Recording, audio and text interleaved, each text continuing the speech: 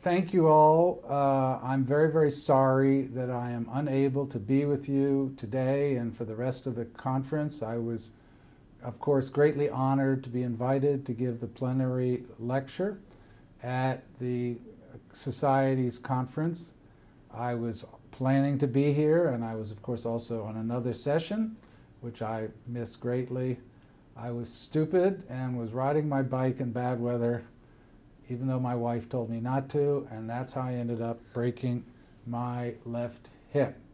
So I will be presenting the main results that I had intended to present with you in person, and as I understand it, I'm doing it a few days before, and as I understand, we will still have an opportunity for question and answer afterwards, either through Skype or the phone or email.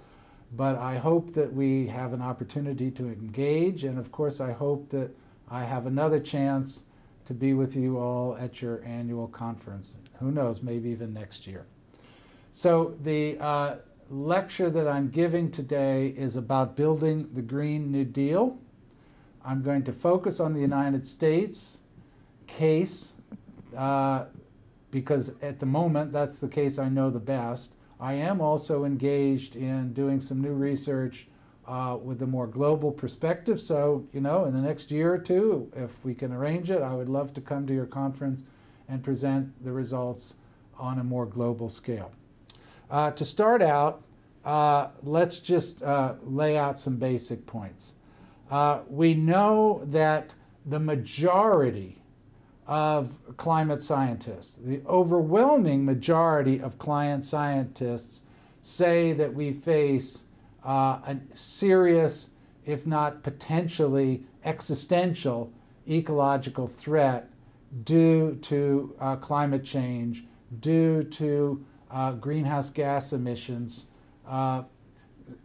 building up in the atmosphere and causing changes in the climate that are in turn resulting in very dramatically different weather patterns, and in particular rising average temperatures, which are then setting off many other effects, such as the melting of the polar ice caps and many other things, and heavy winds. Maybe the winds that knocked me off was a result of climate change. There is a minority view among climate scientists that says that this is not something that has been demonstrated scientifically. Now, I don't think it's my job as an economist to adjudicate that debate. My job is to really consider the weight of evidence and think about what to do with it. If the majority of climate scientists, an overwhelming majority, say we face this potential serious and even catastrophic impact from climate change, it seems to me that they could be wrong.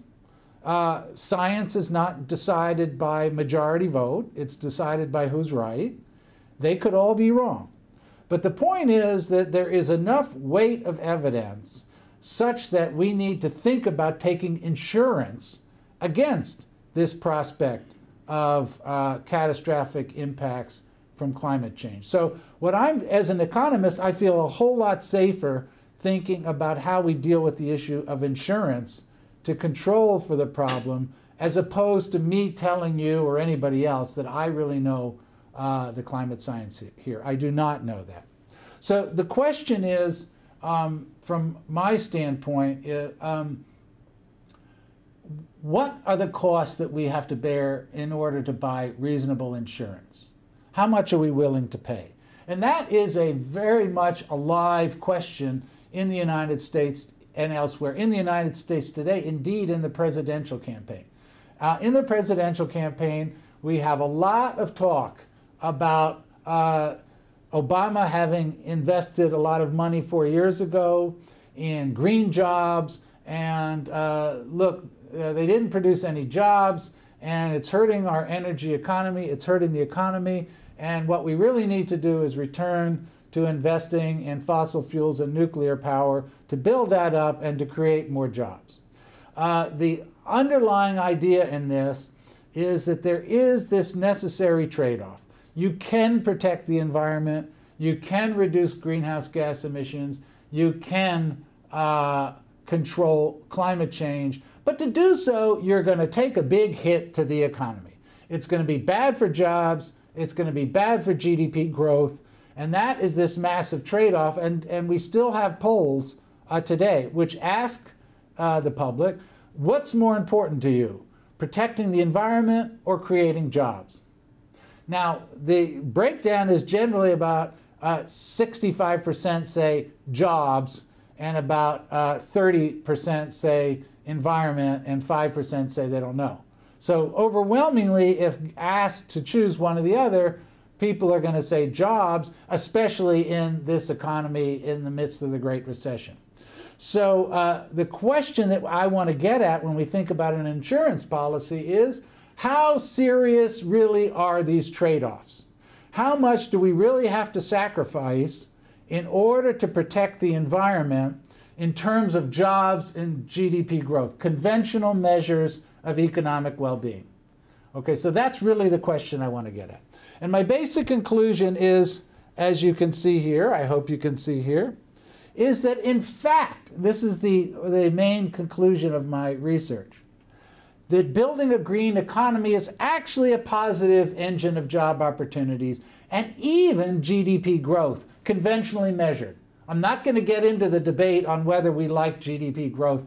I'd be happy to engage in that debate. We can do it over Skype and question and answers. But the point is, we don't see any evidence in which this green growth agenda is going to be bad for GDP growth. There is no evidence that it's going to be bad for jobs. And that's what I want to pin down here.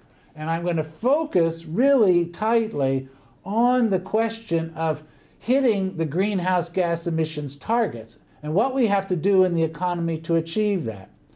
And in asking that question, I'm going to rely as much as possible on absolutely conventional sources to get at this question. That is, I'm going to rely on evidence from the U.S. Department of Energy, the U.S. National Academy of Sciences, mainstream consulting firms like McKinsey. And so I'm not relying on kind of the story as told by the ultra-greens, though I am certainly sympathetic with a lot of what they say. But I can tell the story within a completely mainstream framework, and I'm going to try to show that to you. Okay. Now, of course, I know that the reason, at least part of the reason, you were nice enough to ask me to come for this year's Japanese Society of Political Economy Conference is because it's the one-year anniversary of Fukushima. And of course, we all have to take the story and the lessons of Fukushima very, very seriously. Japan, as you know better than me, relies heavily on nuclear power, as does the United States. So Japan is second, maybe only to France, in terms of its reliance on nuclear as a share of total energy supply. About 13% up to Fukushima had been through nuclear. The United States is also high at about 8%. Now, what has been the impact of Fukushima? And I apologize if I'm not familiar with the research that has come out in Japanese on this question. I just want to briefly cite, I think, a very important recent paper by Ten Hove and Jacobson in this July issue of the Journal of Environmental Sciences. They attempted to quantify the impact on health of Fukushima, and it is very, very hard to do that. So they acknowledge that it is very hard to do that, but at least they're trying, so they're helping us frame the question to understand the impact of Fukushima. And so here's what they came up with, so they can see this. So yeah, obviously there's a very wide range here. So in terms of cancer-related deaths due to exposure, radioactive exposure from Fukushima, they're saying it's between 15, which is the low. We're talking about a range, standard deviation around a point estimate, between 15 and 1100, and somewhere in the middle there is their actual point estimate. And between 24 and 1800 cancer-related morbidities. Okay, so this is obviously very, very serious impact. Of course, if it ends up at the very low end, it is not serious, but the likelihood is not high that it's going to be at the low end.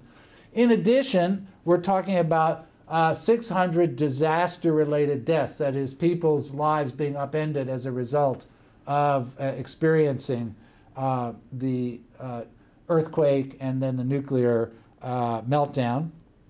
And then also the impact on 20,000 workers at the plant who are trying to protect the people of Japan from the impact of Fukushima. We don't know what the impact, we don't know what their exposure has been. The bottom line is we know that Fukushima has had a very, very serious impact, will continue to, and there is no reason to try to underplay this and to think we can just keep building nuclear power plants into the future and not worry about the safety effects. So why would we even build nuclear power plants at all into the future? Well, that gets us back to the point about climate change. Now, what you see here is the measures of greenhouse gas emissions per quadrillion BTU of energy. And that's the basic measure I'm going to use throughout this lecture in terms of measuring energy supply and demand, energy consumption, because it's the most universal measure, quadrillion BTUs. I will make references to other standard measures such as megawatts of electricity, but basically quadrillion BTUs. And then we can measure everything by this one universal metric. Now, the point is, if we're going to control climate change, we have our basic measures. Coal is dirtiest, okay? So coal emits 95 million metric tons of greenhouse gas emissions per quadrillion BTU of energy. Petroleum is at 63 million metric tons. Natural gas is at 52. We'll come back to this. Natural gas is the cleanest of the three fossil fuels, but it's not all that much cleaner than petroleum, despite all the positive press, at least in the United States, that it gets. Now, nuclear power is zero.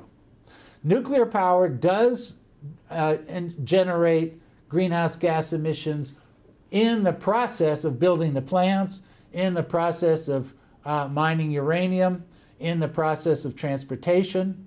But we don't know the extent to which those kinds of effects are greater or lesser than would be the case with the fossil fuels. But in any case, we do know for sure that the advantage of nuclear power, if we're thinking about climate change, is that it does not emit directly in the generation of electricity greenhouse gas emissions. And that's the only real justification at this point for thinking about nuclear power.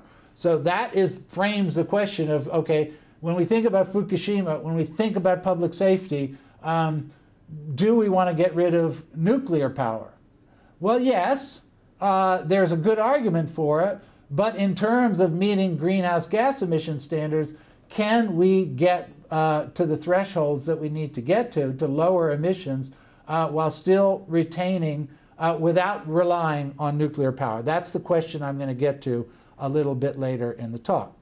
Okay, so now the main thing I want to focus on is to think about the big project is not the project of yes, nuclear, no nuclear, fossil fuels and nuclear, but really look at the cleanest, the most efficient alternatives, the ones that can really move us permanently towards a green energy economy.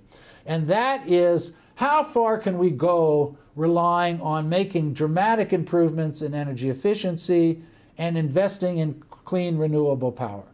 Clean renewable power being solar power, wind power, geothermal power, hydro to some extent, biofuels and biomass to some extent, and I'll get into that in a minute. Now, to start off, the question is it really realistic? I don't know about Japan, of course, but in the United States, there is a huge amount of attention given to solar power, wind power. The fact is they constitute a minuscule share at the moment of total energy supply. So that, for example, all renewables, all renewables. Let's look at both Japan and the US. Hydropower is about the same in both the US and Japan at roughly 3% of total energy supply. 3% in Japan, 2.5% in the US. All other renewables in Japan is about 1%. In the US, it's about 5.5%. But of that 5.5% in the US, almost all of it is corn ethanol. That is generating ethanol fuel for cars from corn. And that when we look at the full cycle of generating and then burning that ethanol, there is no improvement in greenhouse gas emission reductions relative to petroleum. You might as well just keep burning petroleum. And in fact, it's better than using corn ethanol in the other case, because corn ethanol drives up food prices, which is also a critical question. Okay, so the real question I want to get at is, can we realistically think about running a modern economy at something like a conventional growth rate of GDP, generating a positive job effects over time on the basis of investing in efficiency and renewables? That's the question. And I'm going to focus on the US, and in particular, I'm going to really try to pin down the question in very specific terms, which is in terms of the 2030 emission targets set by the Obama administration itself. The Obama administration has set a very explicit emission target for both 2030 and 2050. The trouble is they have not told us how they intend to get us there. In fact, they have not done anything serious by way of research to even explain how they're going to get there. So that's what I want to do, to try to figure out if we can even hit the 2030 target from the Obama administration, and before we can even think about the 2050. Okay, the 2030 emission target for the set by the Obama administration is that the U.S. should emit no more than 4,200 million metric tons of greenhouse gas emissions by 2030. And by 2050, we should emit no more than 1,200 total greenhouse gas emissions by 2050. Okay, now let's put that in context. As of 2010, the U.S. economy emitted 6,800 million metric tons of greenhouse gases, 6,800. The target, again, for 2030 is 4,200. Now, this is, again, this is not Greenpeace, okay? This is the Obama administration. The Obama administration says in order for us to control climate change, we have to reduce greenhouse gas emissions in the United States by nearly 40% relative to today. And I'm not saying we're reducing the growth rate. I'm saying we are reducing the absolute level of greenhouse gas emissions by 40% in 18 years. So this is an extremely ambitious target.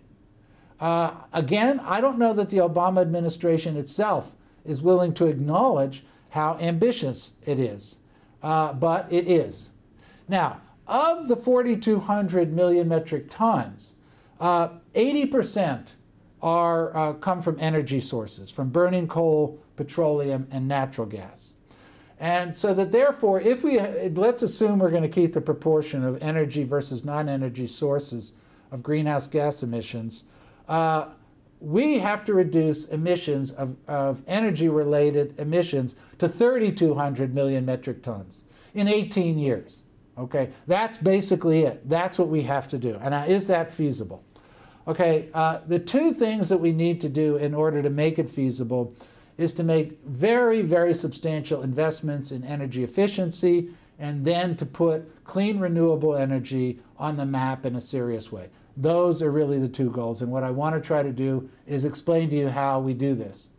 That is also what you need to do in Japan, of course. But in Japan, it's a different set of questions, because you already are operating at twice the level of energy efficiency that we are in the US. That is, the average Japanese person consumes about half the amount of energy per year as we do in the US. So we actually have a lot of room to improve. Okay, so let me explain this in a bit of detail. I try not to go too much into detail. We can save a lot for the questions, but I want to give you a sense of really the magnitude of the question. Okay, as of 2010, the U.S. consumed 98 quadrillion BTUs of energy. So QBTUs is the term. 98 quadrillion, so roughly think of the United States as roughly a 100 quadrillion BTU economy today, okay? About double proportion that of Germany, France, Japan, and the UK. The U.S. Energy Department does projections into the future, and for the year 2030, the Energy Department is projecting the U.S. is only going to go up by 6 quadrillion BTUs. Today, we consume 98 quadrillion BTUs of energy in total, and they're saying as of 2030, we are only going to consume 104.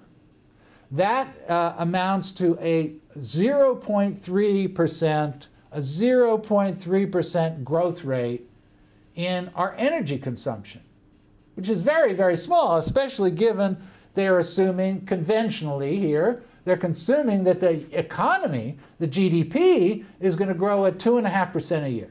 So obviously already built into the Energy Department's projections is that U.S. economy is going to get a whole lot more efficient over the next 18 years. They're already assuming that. It's already built in to their assumptions. Okay, so that's there. Nevertheless, if we're going to be a 104 quadrillion BTU economy in 2030, that means in terms of our energy, our greenhouse gas emissions, that we are going to be at 6,300 million metric tons of CO2. Okay, remember what I said? We have to get down to 4,200 total to hit the Obama target, and of energy sources, we need to get to 3,200. And they're saying we're going to be at 6,300, okay, just from energy sources. 6,300 just from energy sources, which alone is 83% above the Obama target. Okay, so that frames the problem. We have to become a whole lot more efficient in the United States in our use of energy in the next 20 years or less, a whole lot more efficient, even more, way more than what the Energy Department is assuming. That is, the Energy Department is assuming the economy grows at 2.5%, and our rate of energy consumption is only growing at 0.3%, so almost flat.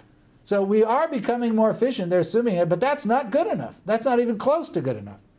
Okay, so what I've been doing with my co-authors, and I want to acknowledge them, certainly if I had been there, I would have given full acknowledgement to Heidi Garrett Peltier and James Heinz. I know James spoke at your conference a couple years ago. We've been researching this for a few years. Okay, so what our calculations find that about $2 trillion, 1.9 trillion, about $2 trillion is needed in energy efficiency investments in the United States over the next 20 years, okay? So about 100 billion per year, or what I have here, 95 billion a year, in order to drive down the level of energy consumption in this economy to where it needs to be, which is 65 quadrillion BTUs. We're at 98 now. We need to be at 65. I actually think it's realistic, but we have to spend $2 trillion to get there. Now, $2 trillion, 100 billion a year is a big number, but keep in mind, of course, the U.S. economy is 150 billion per year GDP, 15 trillion BTU, $15 trillion economy year. So we're talking about less than 1% of total U.S. GDP. So it's not an outlandish number. Now, how do we get down to running the economy, which is at roughly 100 quadrillion BTUs a year now, down to 65, and not shut the economy down? Yeah, we could shut the economy down. That's one solution. I know a lot of people argue that we just need to stop growing, can't worry about jobs. That's not where I'm coming from. I just want to be clear. That is not where I'm coming from. I'm talking about a green growth agenda. I'm not talking about putting growth in reverse. I'm talking about transforming our energy infrastructure so that we can run a growing economy with a lot of job opportunities on the basis of clean energy and defeating the challenge of climate change. Okay, well, without getting into all the details here, what I want, basically we're talking about investments in all the main sectors of the economy: building, industry, transportation. The biggest one actually is building. We need to make our buildings run a lot more efficiently, and it's not that hard to do because they're run so inefficiently now. Moreover, proportionally, buildings consume electricity more than industry or transportation, and electricity, two-thirds of all the energy used to generate electricity is wasted.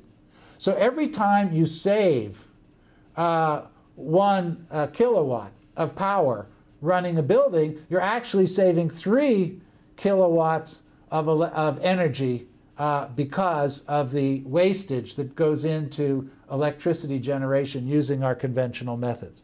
Okay, so we need to think about the building sector, industrial sector. You may know about combined heat and power systems in industry, which actually, with respect to this generating electricity, capturing the heat, the wasted heat, and putting it back into industrial processes. Very, very important, promising technology.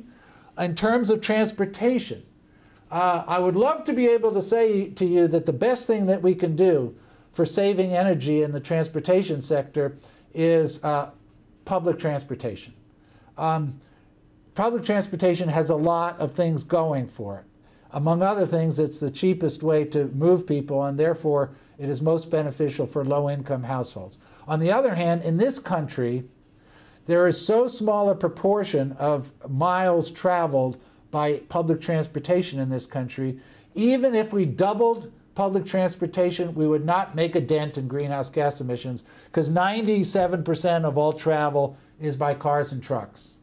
So what we have to do is just simply make cars more efficient.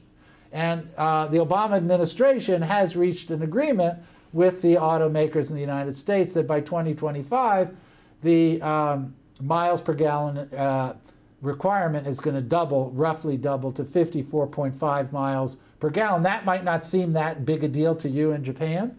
I know you're almost going to be up to 50, or at least it's expected. But for us, running at about 27 miles per gallon per average now, this is a big deal, and it will play a very important role. Okay, now what I did was look at all of these systems that we need to see the investments, the roughly 2 trillion or 1.9 trillion in investment, and how much would it cost to get that level of investment. And the answer is about $47 billion per quadrillion BTU of savings relative to what the U.S. Energy Department reference case is. So if the U.S. Energy Department is saying in 2030, we're going to run the economy at 104 quadrillion BTUs, I'm saying make the investments of $47 billion a year, and we can get the economy down to 65 quadrillion BTUs. That is the single most important thing we have to do to fight climate change. Now, the thing about these investments, which is absolutely crucial, is that they are efficiency investments. Efficiency. They are actually saving money. They are going to save car drivers, obviously, don't have to put as much gas in their tanks. Building owners can run their buildings using a lot less electricity. Businesses can run their businesses using a lot less liquid fuels and electricity. So actually, these are investments using technologies that are readily available, that have high rates of return. That is, they get full payback on average between 3 to 5 years. If you could put in the money, you do have to make the capital investments, but once you make the capital investments, you are running your operations, your energy-consuming operations, 30, 40% more efficiently, and that's how this thing can work. And now, this shows you the actual breakdown. So for example, under the 2030, this is the Energy Department, Energy Information Agency, EIA. Just as an example, they are assuming in 2030 that the building sector is going to consume 43.5 quadrillion BTUs. I'm saying we need to be at 25 quadrillion BTUs in buildings, a 42% reduction. And it'll cost $514 billion. And you can see the full set of calculations to get from 104 quadrillion BTUs to 65. That is a 38% reduction in energy consumption in the US economy relative to the Energy Department's 2030 reference case. Now, what I was saying before, how do we get there? Now, we can think of all kinds of policies, but the basic point is you actually don't need to think about money just being spent. What we really need to think about is that these are investments with high rates of return. So what we really need to do is think about organizing financing such that you get the capital costs paid for, and then you pay for the investments through your returns over time. A question is often asked to me and many other people, well, if the efficiencies are so good, 30, 40%, 25% rates of return, then why isn't everybody already doing it? Well, the reason is because it's difficult to get the financing. The initial capital expenditures are high. You do face hassles. You're a building owner. You say, well, look, the building is running fine. I don't want some construction crews coming into my building and messing with my air conditioning unit or messing with the windows. Who knows what's going to happen? So what we need to really do, the single most important thing, is to start organizing the system of financing and risk sharing. And that's what the public policy agenda needs to be. Now, Obama himself here has said, yes, building efficiency is the greatest thing we can do. And in fact, he even said it was sexy. It's sexy because it saves money, saves a lot of money. But what he really should do is just start investing in all the publicly owned buildings and showing people how you do get the savings, and mobilizing the construction industry, where we have, by the way, 2 million workers laid off relative to the beginning of the recession, getting those people and making the efficiency investments a central part of the economic recovery. I talk about some other details about the basic point with respect to financing is figure out ways to make it easy, like with owners of buildings, so that you don't have to put up any money to get your efficiency investments. You pay off the investments through your bill. So if your energy bill, which will go down, say 40% next month, so you get let's say 20% savings, and then whoever put up the capital to invest in your efficiency gets the other 20%, as an example. That's the kind of thing, very, very simple conceptually. Somehow it's very difficult to get it through. But that's the kind of political mobilization that's needed to get this going. Okay, renewables. Right now, what we need, if we can get the US economy running at 65 quadrillion BTUs by 2030, in order to meet the emission targets, we still need to have 15 quadrillion BTUs from clean renewable sources. Now, right now, as of 2010, total renewables were about 8 quadrillion BTUs. So it doesn't seem to be that much of a stretch to go from 8 to 15 in 20 years. Okay? And indeed, the Energy Department, their estimates, their reference case estimates, are that by 2030 we're going to be at 13.3, and by 2035 at 15.2. So their reference case, their conservative reference case, is saying we're going to be at 15 anyway by 2030. The trouble is that 80% of it is biofuels, biomass, and hydro. And the single biggest source is, as I talked about at the beginning, corn ethanol. And what we really need is a relatively modest expansion of hydro, and then a very aggressive expansion of wind, solar, and clean biofuels. So that's really the challenge there. Now, again, I've got a lot of details here, but I want to just give you some basic points on this. The basic point, what this shows you, and this is also from the U.S. Energy Department, how much does it cost to generate a megawatt of electricity from different sources? And the results are surprising. Again, this does not come from Greenpeace. This is coming from the U.S. Energy Department. Okay, so look over at the last column, because this gives you all the costs: capital cost, operation and maintenance, variable operation, transmission, and so forth. And what are the basic results? Hydropower is going to cost about $88.9 for a megawatt of energy. Or if we want to think the way we think about it here in the United States, kilowatts, cents per kilowatt, we're talking about 9 cents per kilowatt. And this is their projection for 2017. And if you look down, wind is at $96 per megawatt, or 9.6 cents per kilowatt. Geothermal is at 98.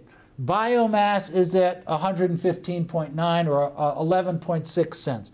The only ones that are actually expensive are solar. Solar photovoltaic and solar thermal are more expensive at 152.7, and solar thermal at 242, or 24.2 cents. Now the key thing is, let's look at those numbers, and this again, strictly from the U.S. Energy Department. Okay? We have conventional coal, coal with carbon capture and sequestration, I'll mention that again in a second, natural gas, and nuclear.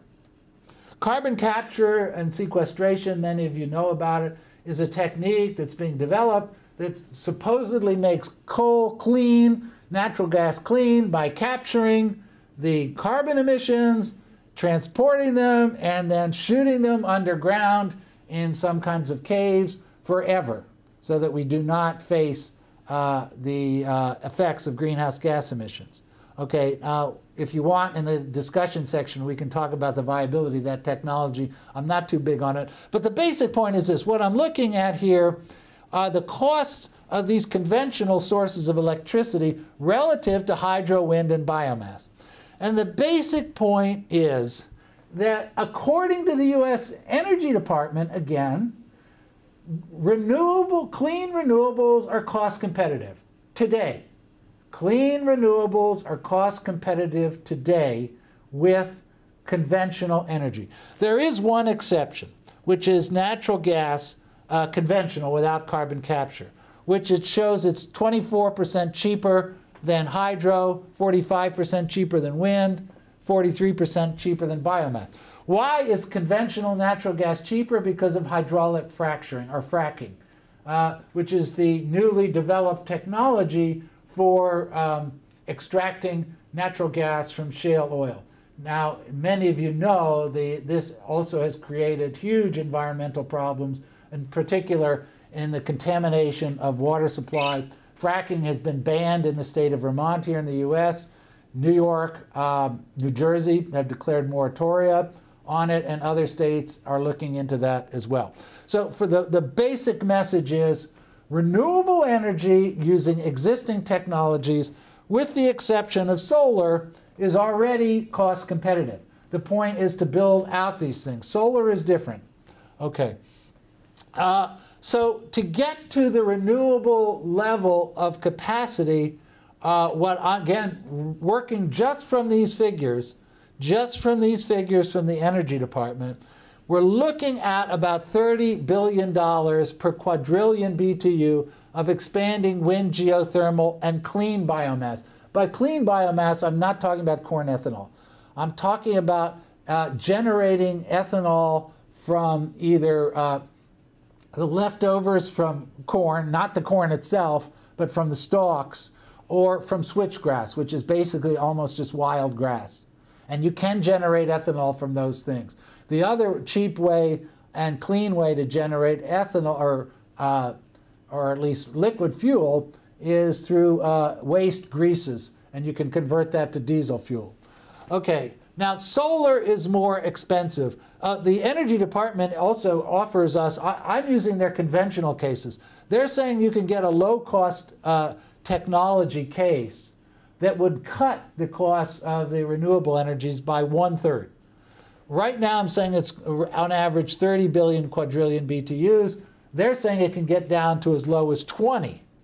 Okay, so at 30 billion, we can get to a 15 quadrillion BTU of clean renewables with $400 billion in capital expenditures, or 20 billion per year. And sounds like a lot of money, but $20 billion a year, you know, is a fraction of annual GDP. It is something that is certainly doable. What we need to do in terms of public policy is to build out these sectors. And the main ways to do it, again, is the government can start by buying the solar power, wind power, geothermal power themselves, and then establishing what we call feed-in tariffs, which you just started actually in Japan for renewables. A feed-in tariff basically says that the utility has to buy renewable power at a fixed price. You know the price for 20 years. So investors know that they have a guaranteed market. That's, by the way, how the U.S. Defense Department built all of the technologies that we now rely on, including this computer and the internet, were generated within the U.S. Defense Department over like a 40-year period, where we guaranteed the markets for the products of computers, we guaranteed the products coming out of the internet, and over time, the technologies dramatically improved, and that's what we need to see in the renewable sector. Okay, so finally, we're down to a 65 quadrillion BTU economy, of which 15 are clean renewables, so no emissions. Now, what do we do about the other 50? We need to get 50 quadrillion BTU more out of conventional sources, okay? And so what I've tried to do is come up with some alternative scenarios to think about that. So roughly speaking, I estimate we need about 20 quadrillion BTUs of liquid fuels to run cars and trucks and airplanes.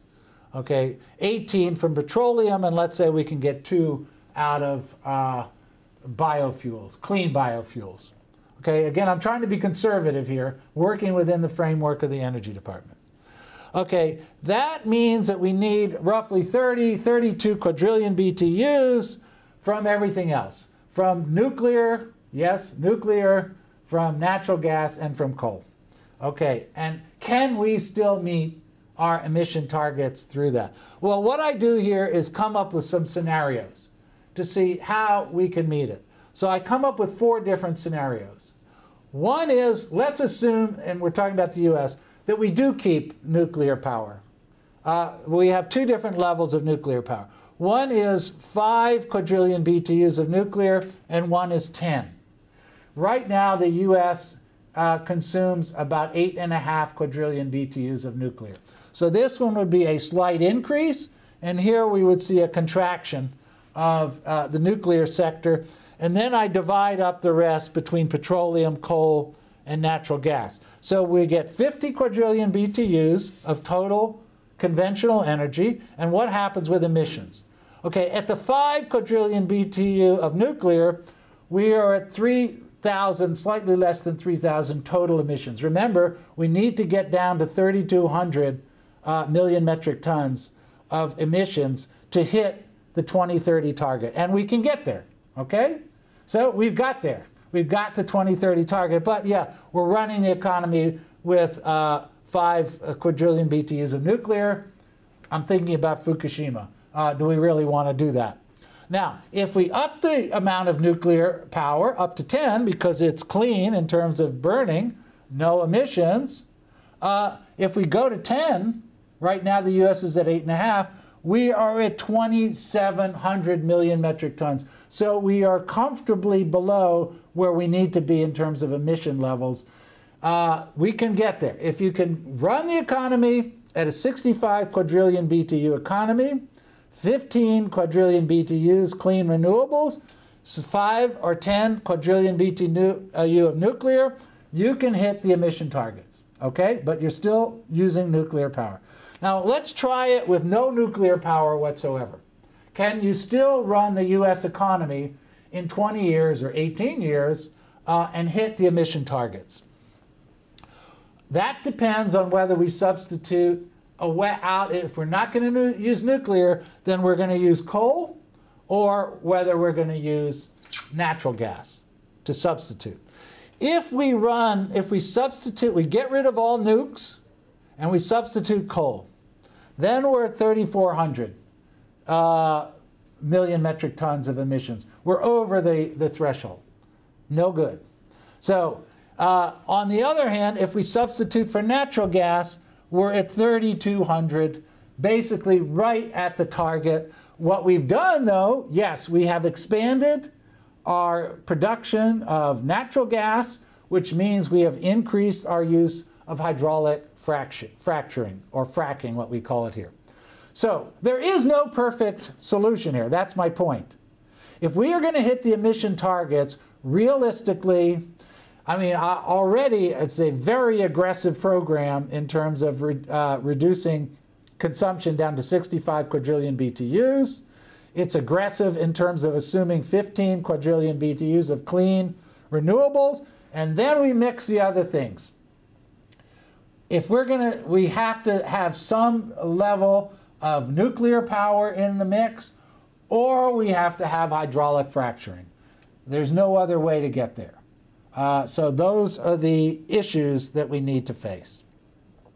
Okay, quickly, what about the issues of growth, economic growth, and employment?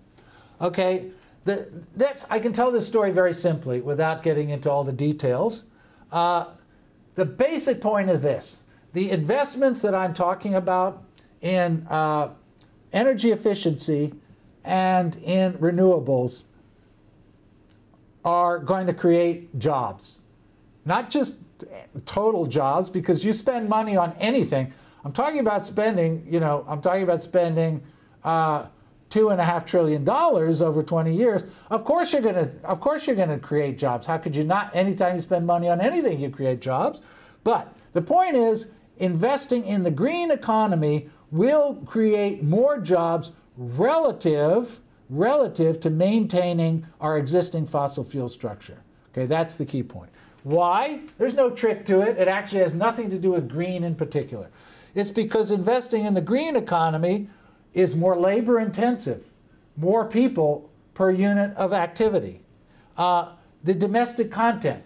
Instead of importing oil, we have more activity in this country. And yes, the average pay is somewhat lower, so you get more jobs. It's about 20% lower than the fossil fuel economy. You do get more jobs, high-paying jobs, but proportionally the pay is lower, but you get more people because the absolute number of jobs is higher.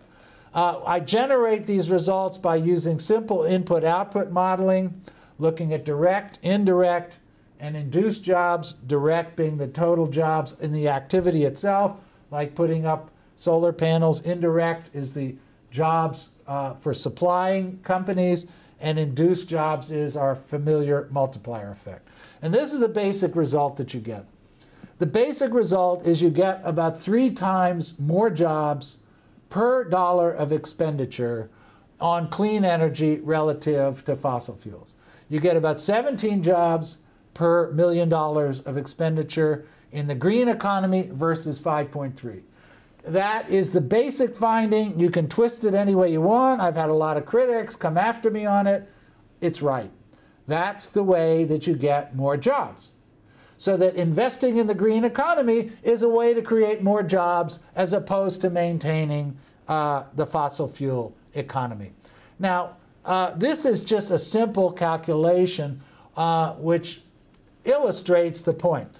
If we are saying that between the levels of investment that I'm talking about in capital expenditures, in efficiency and renewables, it's about 110 billion per year. You're going to get 1.8 million jobs as a result of that. Now let's assume that all the money, the 110 billion, every dollar of it came out of the fossil fuel sector, so that we contract the fossil fuel sector by increasing the clean energy sector. That would lead to a loss of 600,000 jobs because we're contracting the fossil fuel sector. The net effect is 1.2 million jobs. So the net effect of just those capital activities is to create 1.2 million jobs. Now that's a nice number, but of course we also are 150 million person workforce. So that will reduce unemployment by 1 percentage point in this country. This does not, however, take into account all the ongoing operations. It does not take into account investments in public transportation. It doesn't take into account the ongoing operations. For example, in the clean biofuel sector, if you're going to you are going to expand agriculture, that will roughly double your jobs. But this is just by way of illustration. Okay, finally on the issue of GDP growth. Now, I'm not going to show you my own model of a GDP forecast because I haven't written it. What I want to do is just show you the results of some computable general equilibrium models that were done with respect to this bill. The last time there was an effort to establish a carbon cap in the United States, or what we call here cap and trade, was the so-called Waxman-Markey bill 2009-2010.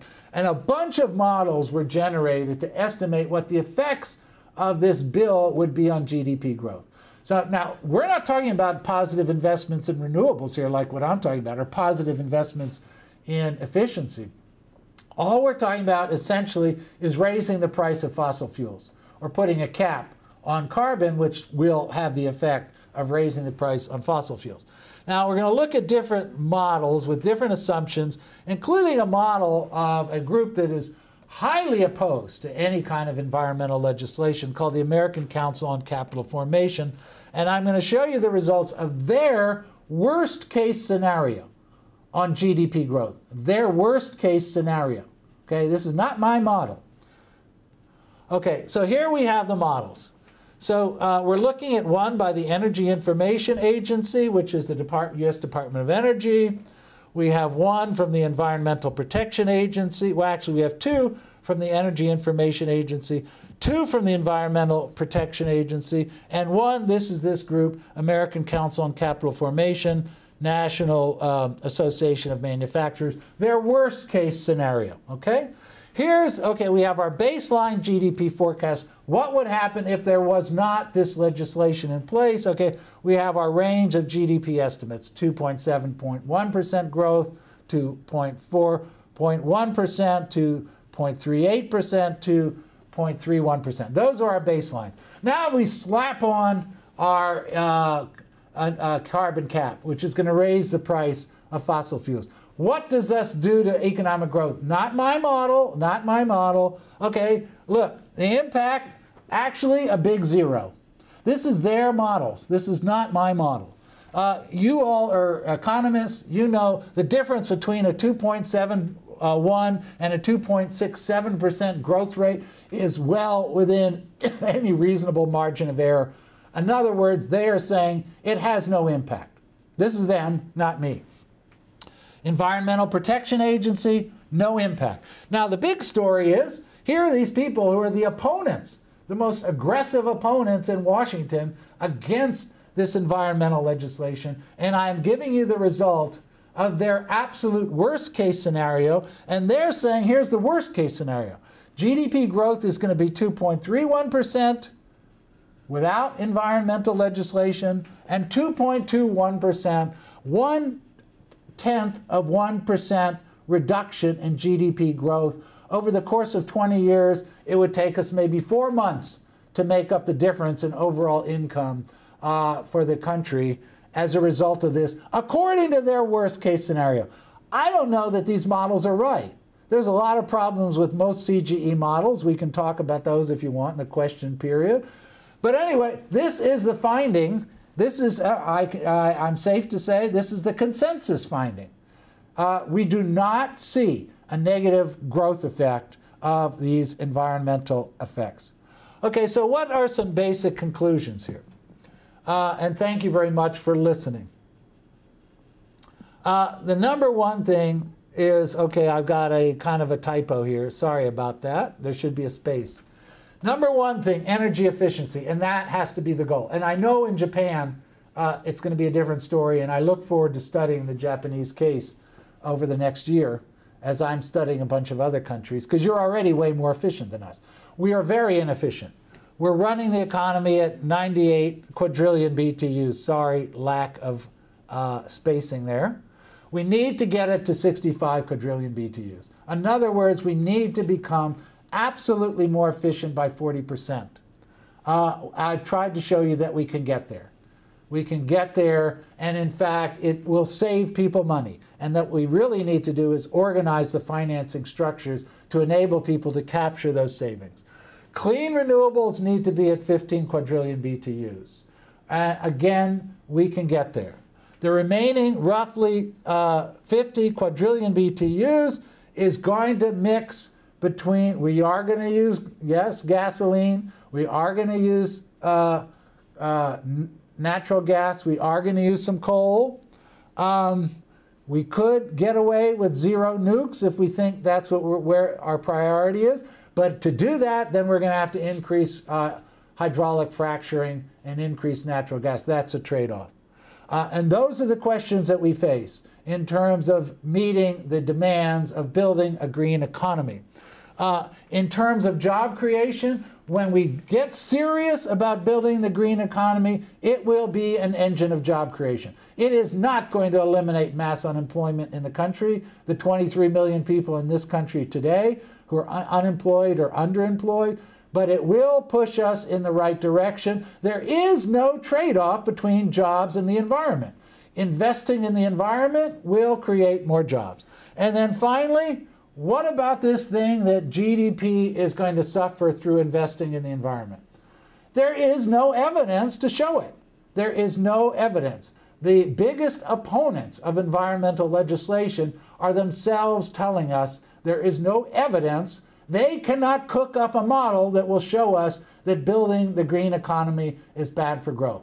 So how to build the Green New Deal in this country? Let's get serious about investing in efficiency, investing in renewables, and we will see the benefits in terms of jobs. Thank you very much. Again, I am deeply sorry that I couldn't present this lecture in person, but I look forward to us communicating at the time you present the lecture and into the future. Thank you very much.